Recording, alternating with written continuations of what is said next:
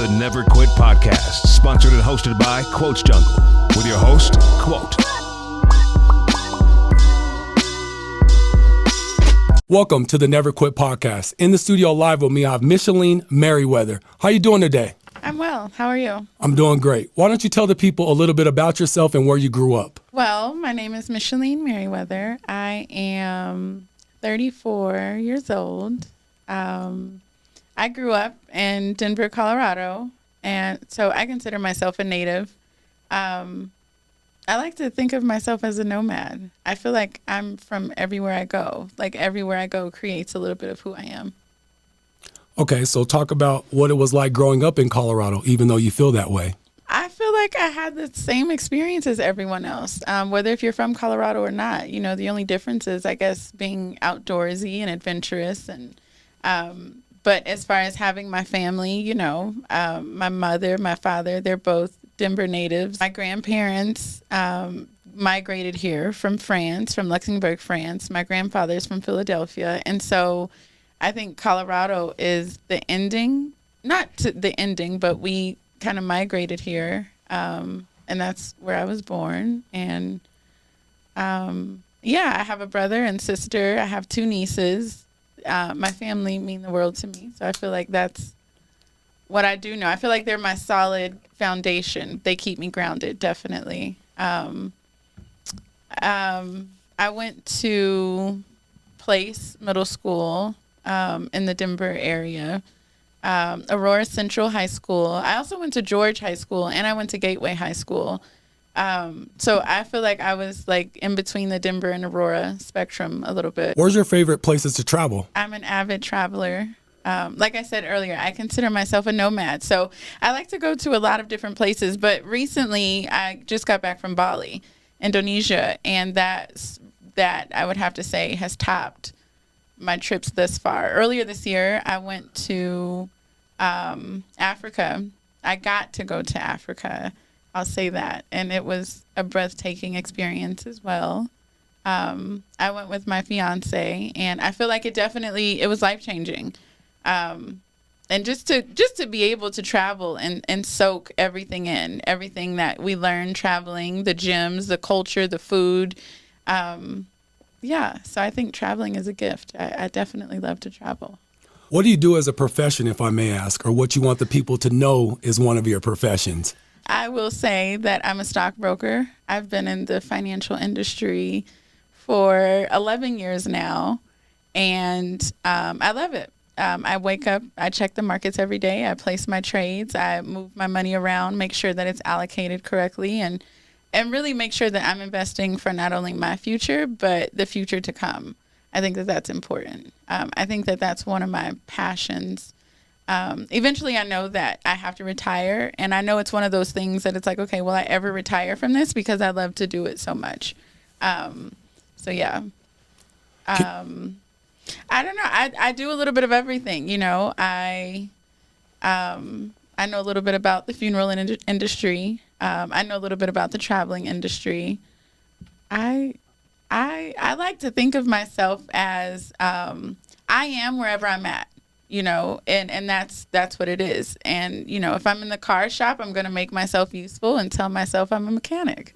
You know, I'm a learner as well. I'm an avid learner. So there's nothing I can't do. You know, it's where my feet are at that moment, where I'm placed at. That's what I'm feeling. That's what I'm doing. And that's who I am. Okay, I'm going to go straight for the throat. Okay. What's more important, getting let go or letting somebody go? Or something go? I'll let you pick. What's more important? Mm-hmm. Letting go. Definitely letting go. We get things. You know, we get things. People get things. People get people. And I can attract whoever into my life or whatever into my life. But I think more importantly, it's not about attracting it into your life. I think it's about first maintaining it, managing it, and then letting it go. I think that once you reach the mastery of letting go, you've reached like a whole new realm of life. So I would definitely say letting go. What made you pick, say, the stockbroker? For one, growing up, you know, I didn't know any stockbrokers, especially any black stockbrokers. I didn't know any stockbrokers that were females. And just, my mom, I came from a single family household. And so just knowing how I know that she did the best that she could, and she had 3 of us. And so I think of me, my brother and sister as different entities, right? And so to see her get paid from whatever job that she was doing, she worked at a daycare, but to see her get paid and then she had to allocate her money against so many different entities. And then not to mention, so she had 3 entities because obviously she had 3 kids, but then she had rent to pay, she had her car note, she had groceries. And so just to see what a person does with whatever they're getting, I think that's always fascinated me. And so I think too, again, receiving something and then making the most of what you are receiving. I think essentially that's what led me to that. And so eventually, I remember when I was in high school, like I used to go to different thrift stores and get books, financial books. And eventually, like I was going there so much that the women that worked there, they had books sort out for me because they knew I would come in and get them. Like Friday, that was my treat to myself. I would leave school and catch the bus to go and pick up these books. And then I just taught myself. And I remember when I applied at the company that I work for, I didn't think that I would get the position because I didn't think that I knew enough, but I did, and it worked out, and I love it, and I'm obsessed with it. So I think being a stockbroker, I think a lot of people narrow it down to like being a CFP or a CFA, but really it's the logistics of life to be a stockbroker. Every day we wake up, we have time and we have to allocate it accordingly, just like we have money and we have to allocate it accordingly. And I think for me, I think like that naturally, I think like that organically. And so for me to be a stockbroker, I feel like it just enhanced it to where I'm actually getting involved with different companies, different investment bankers, different people, and using my gifts how I know that I should. Can you talk about some of your experiences being the appearance that you are, the labeled race that you are, how it is in the walks of life working in those environments? I used to be really nervous. I used to ask myself, like, what the heck am I doing here? Like, I remember when I first started, I would go in the bathroom and cry a lot. And I don't even know why. It's just because I was nervous, I would stay in the bathroom and cry. And now, so it's funny. So, I mean, I know that this movie is a Black staple. And, well, it's a staple in the Black community, Players Club, Lisa Ray. And so one of the quotes that I love that she says in there is that when she went into the strip club, she was a little girl, but she came out a grown-ass woman. That's how I feel. And so I give myself pats on the back and I give myself accolades because in the beginning when I started, I was a little girl. And so now to see me at 34 years old talking about retirement, I think that I'm like, wow, I did it.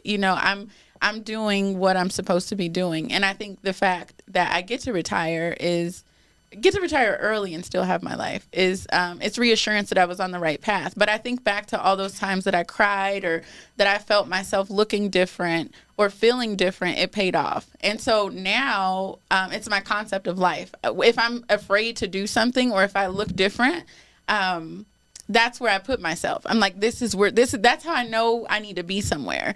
And now that I have 2 nieces, especially, I know that it's bigger than myself. So in my mind, I'm like, no, Mayana has to know that she can be a stockbroker. Nairi has to know that she can be a pilot. And so now it's bigger than me. So I don't even think about it anymore. Like now, if I don't see someone that looks like me or someone that I can relate to, I'm like, okay, check. You're right where you need to be. Do you ever think about where that stemmed and where that came from? Because a lot of us have it, even myself, because I don't subscribe to color coding. When you walk into a room, what made you feel that way? Do you remember? I know for sure. So I study this type of stuff a lot. I study like different philosophers, and I know that it definitely stems from us not seeing it. You don't know a Black stockbroker. You didn't have uncles coming to your house saying like, hey, I'm a stockbroker. Let me get you some shares of Apple for Christmas. And so I didn't have that. So I know it stems from that, just not seeing it. I'm a firm believer in if you see something, you can become it. And so we didn't see that. I didn't see it. And so I know that that's where it stemmed from. Had I had a stockbroker aunt who was Black, then I'd be like, I know what I'm doing. You know, I think it would give me a little bit more confidence. You know, had I know someone that was in this field, then I know that it would give me a little bit more confidence, for sure. What's your biggest words of encouragement for a young female or anybody who needs or wants to get into this kind of line of work? Oh my gosh, that's a good question. I would say bet on yourself, especially bet on yourself when no one else is doing it. I think for females in particular, we forget that we matter. So I think a lot of times we find ourselves going out to get validation, whether if it's from our mothers, whether if it's from our fathers or men or shopping or how we look, we go outside externally. And I think that if I could give any advice is we already have it. Everything that we need and feel, it's already inside of us. And so just knowing that, had I known that, I would definitely just bet on myself. I would double down, all bets on myself. The times that I feel scared and afraid, I would bet on myself even more. And I would definitely bet on myself and just know that everything is internal, not external. What are some of your biggest fears? It's funny. So I tell myself that a part of me has to die every day. So I force a part of myself to die every day. And so this circles back to the letting go question. I've mastered letting go pieces of me every day. And with that being said, I think my biggest fear is leaving the world how it is today. And then I have another one, is going into a different realm and meeting my God and not being who he ordained me to be, not being who I'm supposed to be. And so yeah. But I feel like every day I have different things that I'm afraid of that I come up with, and I purposely do that so that way I can overcome them daily. With all that said, what does it mean to live every day for you? To live every day, I think it means everything. I think it means, what am I eating? What am I feeding myself? What am I watching? Who am I around? How do I love myself? You know, am I giving love? Am I receiving love? How do I feel? And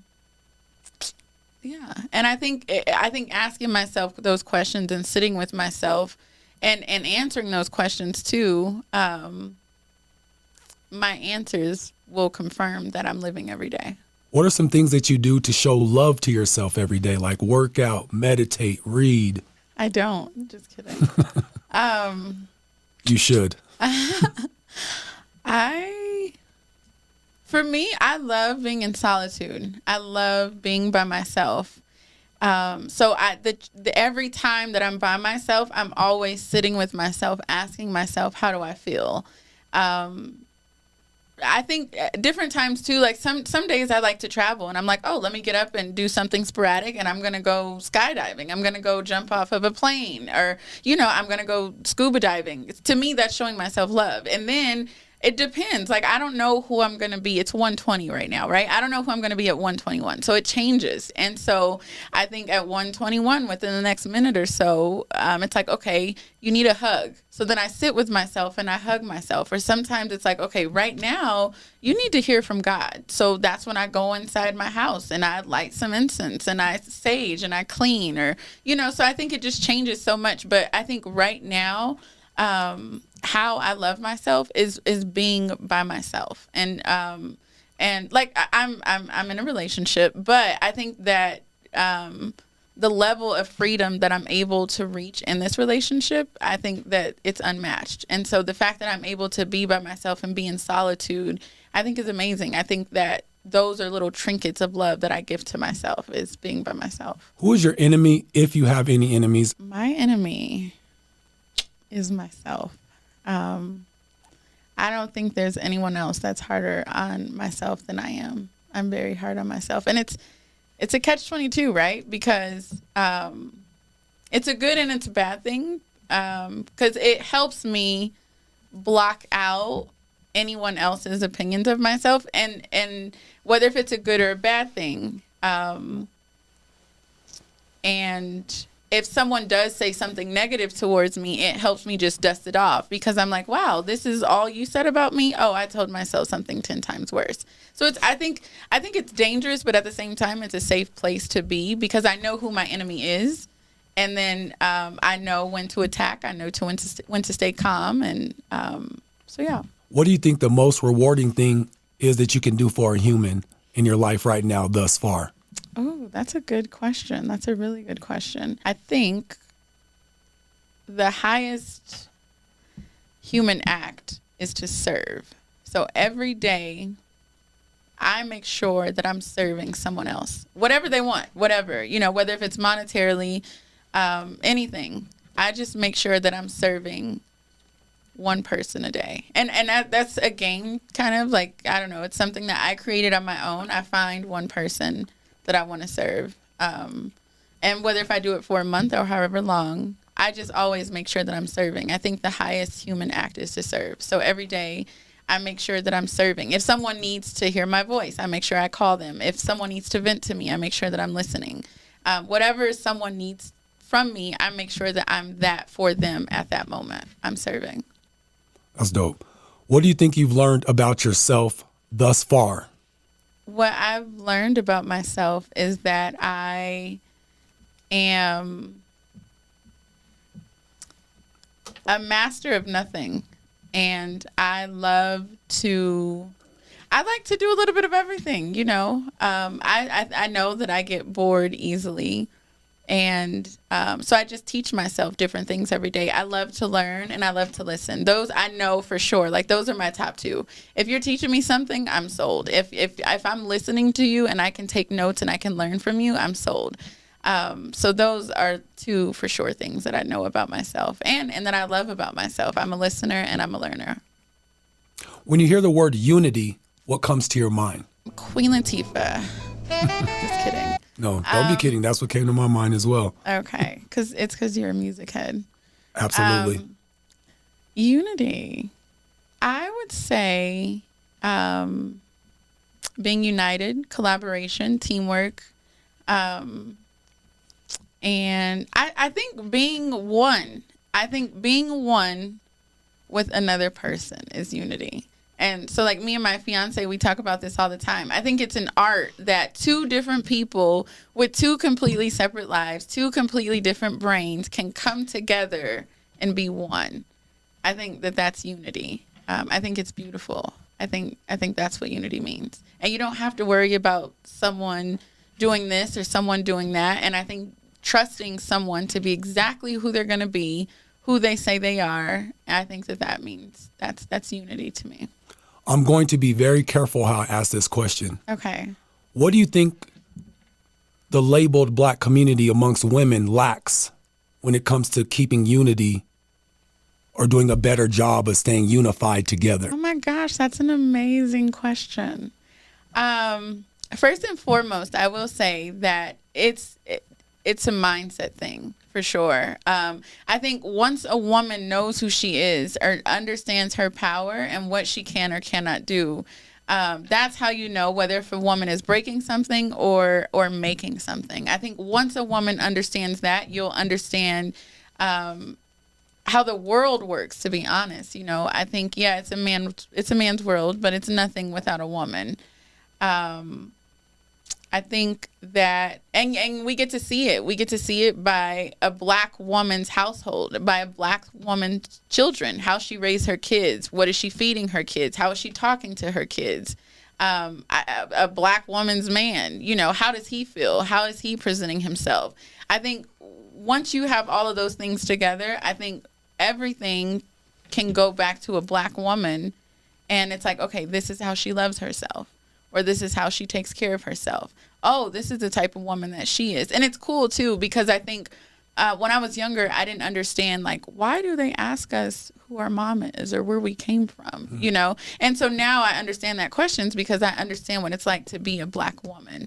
And so every day I ask myself, again, it goes back to what am I eating? What am I feeding myself? What am I watching? What am I reading? What am I learning? Because essentially all of those things are going to make me into who I am. What comes into us comes out of us. And I think it shows. I think the Black woman, I think that we're the God of the world. So yeah. If you could take one thing away from the world right now, where we stand today, what would that be? Take away. Sorry, do you mean like subtract or? Subtract from the world, meaning the one thing that you say, it can fix the world with this one thing that you pick. I wouldn't take away anything, to be honest. I wouldn't take away anything. I think that the world is how it's supposed to be. I'm a firm believer in that. I know that there's a higher power. So I wouldn't take anything away. What I will say is we do need more.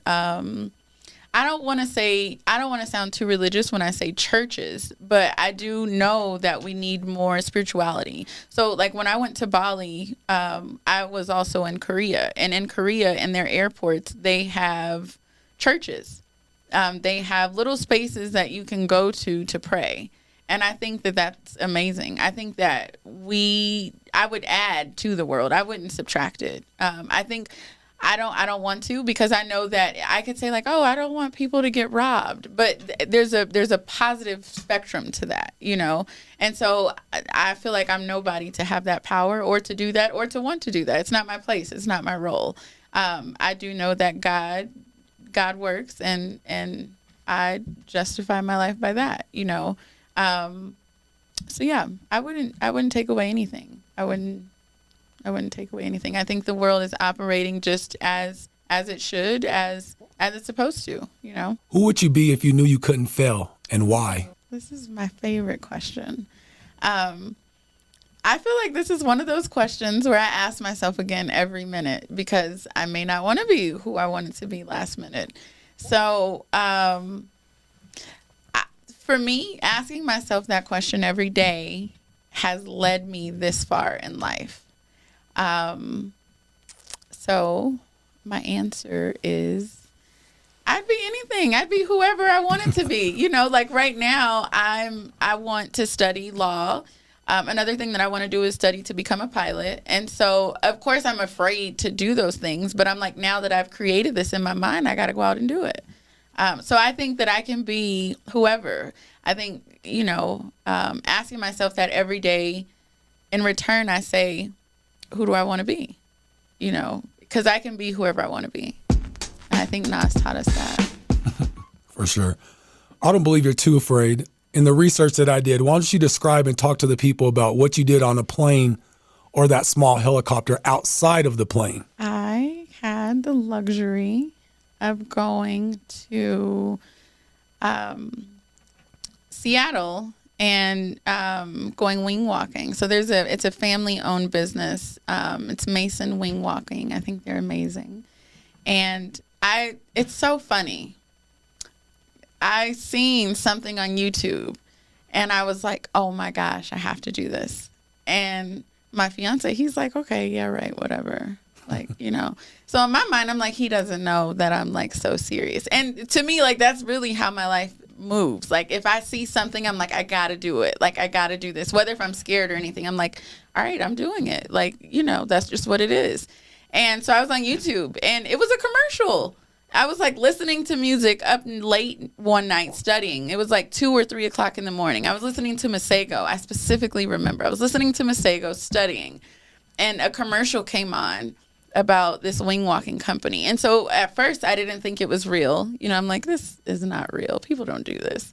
And then I was like, wow, it's real. Like there's people that fly across the world because it's only in Seattle.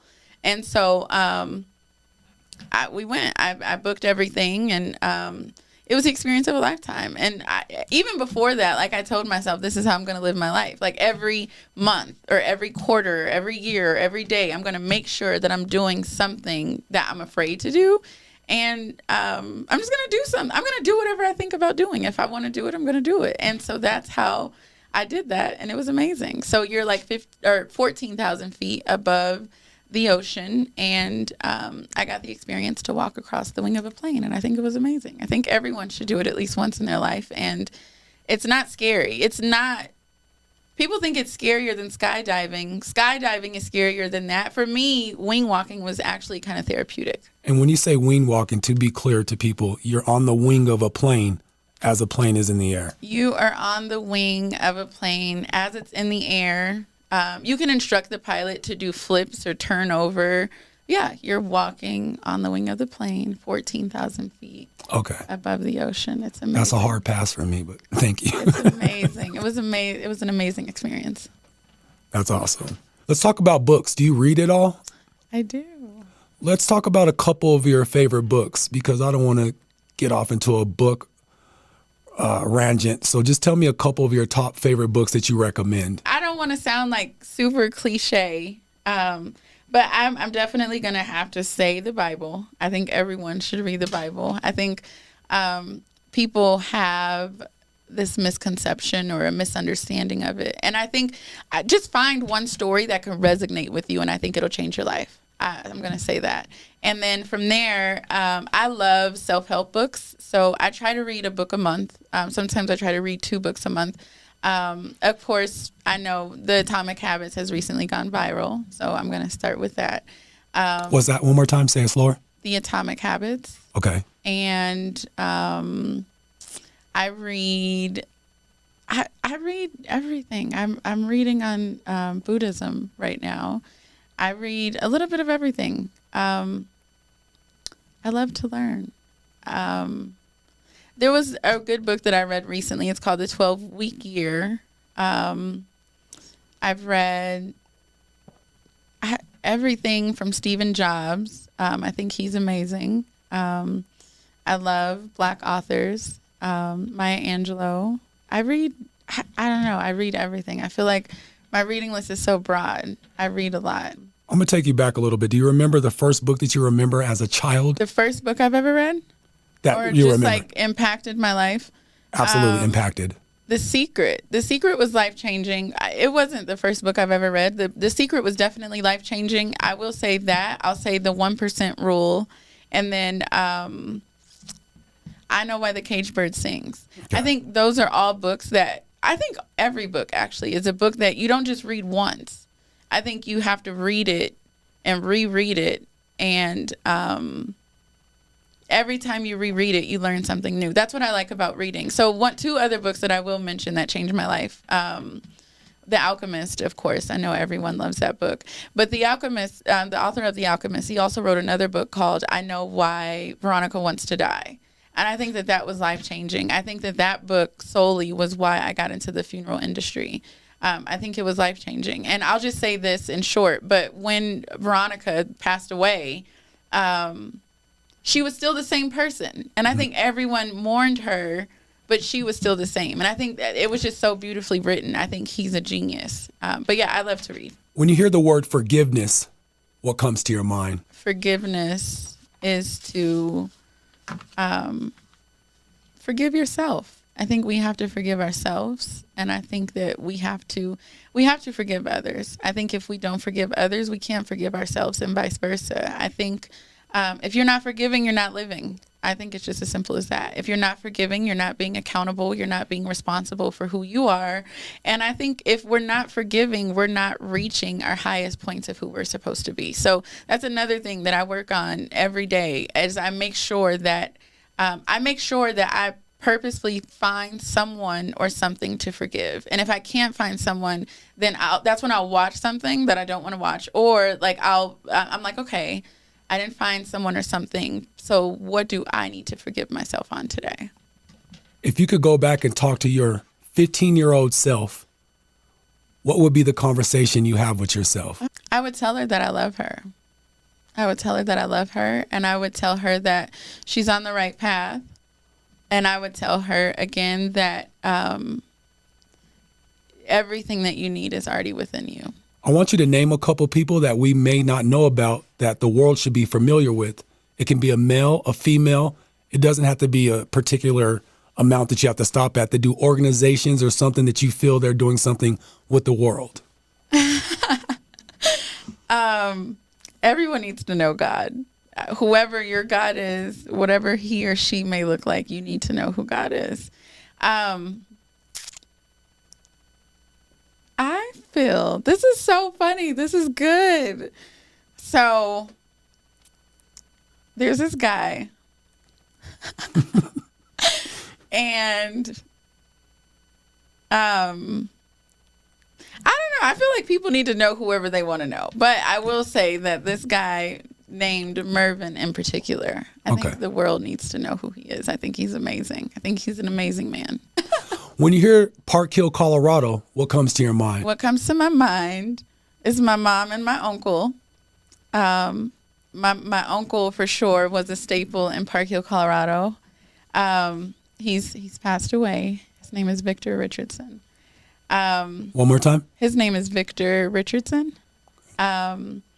I think of, this is a really good question. I think of unity when I think of Park Hill, Colorado. I think of unity. I think of something I think of a foundation. I think of a very firm and tight knit foundation, and I say that to say, I wasn't around. I didn't grow up around like the gang part of Park Hill, but I know like it's affiliated with that. But I will say that my uncle and my aunt own a barbershop in Park Hill right now, which I think that's beautiful, you know. So I think to know or to hear about what Park Hill was, right? And then to see what it is now, to see what my uncle left for us. I think that is what I know about Park Hill. And then I'll also add in, I feel like it's the family foundation of Park Hill. I think I know a lot of families. I have friends and family members that still stay in Park Hill. So I think just the foundation. I think the soil that it's built on. I think it's beautiful. And not to say like Park Hill in particular, but everywhere. You know, again, like I said, I'm an avid traveler. So I think once I'm somewhere and I get to just feel the soil and the love of that foundation and what it creates and what it's growing to be. That's what I know about Park Hill. I'm sorry. I don't know if I should answer that correctly. There is no wrong answers on this show. I promise you. All right. Okay. Thank you. How do you deal with self-doubt if you have that issue? Self-doubt. I battle every day with self-doubt. It's one of those things. It's another catch-22. It's like, okay, I can tell myself this to make myself humble, but while I'm doing that, in the same token, I want to make sure that I am reaching the highest version of myself. So it's like, okay, Micheline, do this, but don't do that. Or, okay, do this, but do it like this. You know, and I think it's a good and a bad thing because I think it leaves I'm aiming to be the highest version of myself while still learning that I have a lot more learning to do.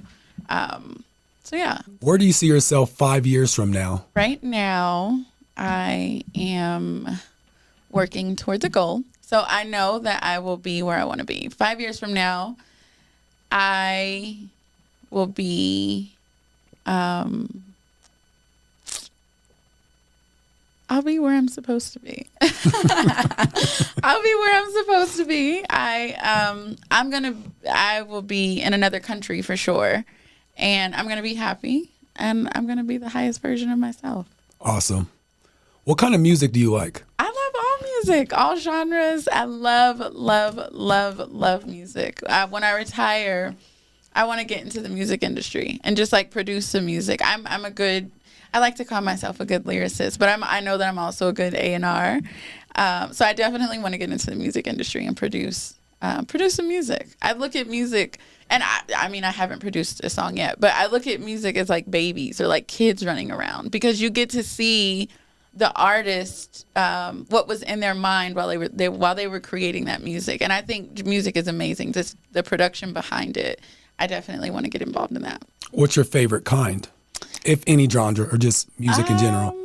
I don't have a favorite kind. I feel like having a favorite kind means I have to be biased. And I'm so open-minded. I don't have a favorite kind. It changes. You know, I go off of how I feel for that day. If some days I want to listen to R&B, some days I want to listen to country music, some days I just go off of how I feel, you know. When I'm at the gym, I can tell you for sure that I love trap music. I love trap music in the gym. Okay.